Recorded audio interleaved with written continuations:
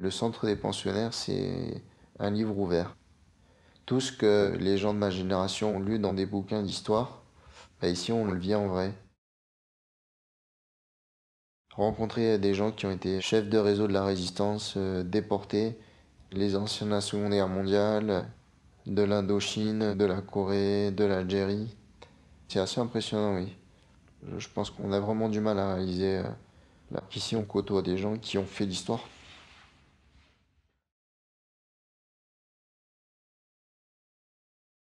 C'est un peu la vision du guerrier romantique qui saute sur Kolwezi pour sauver les populations européennes.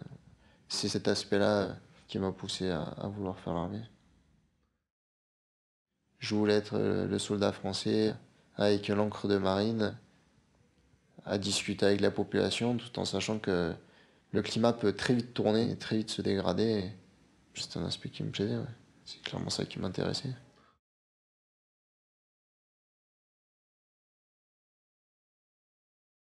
Dans le civil, on fait du management, à l'armée, on commande.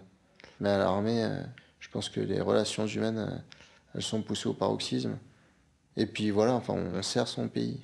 Et puis on le sert de manière significative. Quand on s'engage, on est lieutenant. Dans l'infanterie, chef de section. Dans les forces spéciales, chef de groupe. Donc chef d'une petite équipe de gens qui sont bien expérimentés, qui peuvent avoir en moyenne 5, 6, 7 missions au compteur. Commander des gens comme ça, c'est très dur. Mais pour moi, c'est un peu le summum.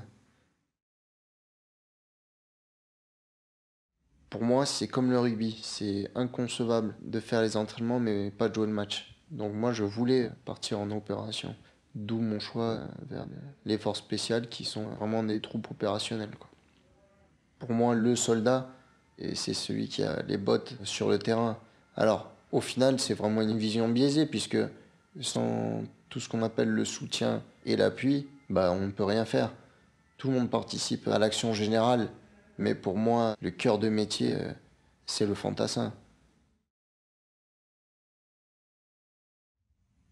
J'ai été blessé en service, en opération, et j'ai l'impression qu'on me le rend bien. Parce que j'ai été pris en charge de manière exceptionnelle. Parce qu'aujourd'hui, je peux être au pensionnaire, parce que les gens sont concernés sur ma situation, et je sais que je trouverai un emploi au sein du ministère de la Défense si je le souhaite, et c'est mon souhait. Je ressens clairement le soutien de la nation à mon égard.